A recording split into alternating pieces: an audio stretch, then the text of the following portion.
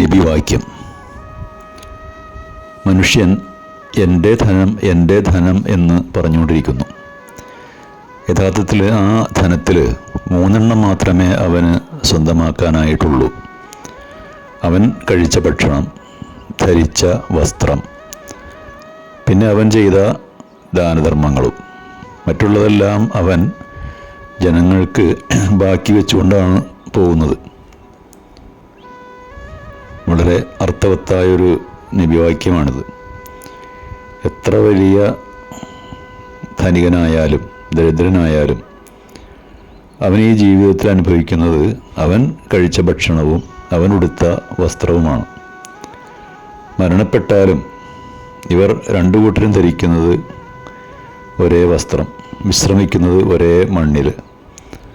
പിന്നെ ഇവിടെ ഈ ഹദീസിൻ്റെ അവസാന ഭാഗത്ത് പറഞ്ഞതുപോലെ ധനമുള്ളവൻ ഈ ലോകത്ത് ദാനധർമ്മങ്ങൾ ചെയ്താൽ പരലോകത്ത് അവനതിൻ്റെ പ്രതിഫലം ഉണ്ടായിരിക്കും എന്ന് മാത്രം.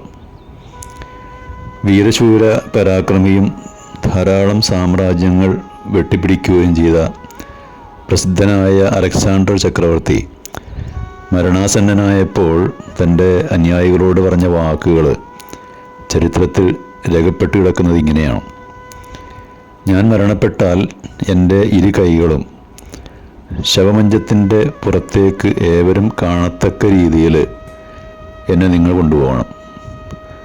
ഈ ലോകം കീഴടക്കിയ അലക്സാണ്ടർ ഇവിടം വിട്ടുപോകുമ്പോൾ ഒന്നും കൊണ്ടുപോയിട്ടില്ല എന്ന് ലോകം അറിയട്ടെ.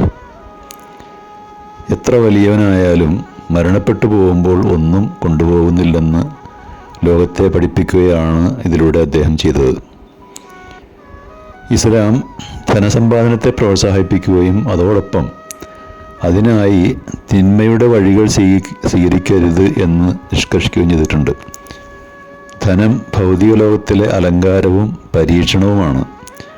ധനത്തോട് അമിതമായ ആർത്തി കാണിക്കരുത് എന്ന് ഇസ്ലാം പഠിപ്പിക്കുന്നതോടൊപ്പം തന്നെ സൃഷ്ടാവായ ദൈവത്തിൻ്റെ തൃപ്തിക്ക് വേണ്ടി ദാനധർമ്മങ്ങൾ ചെയ്യാൻ കൽപ്പിക്കുകയും ചെയ്തിട്ടുണ്ട്.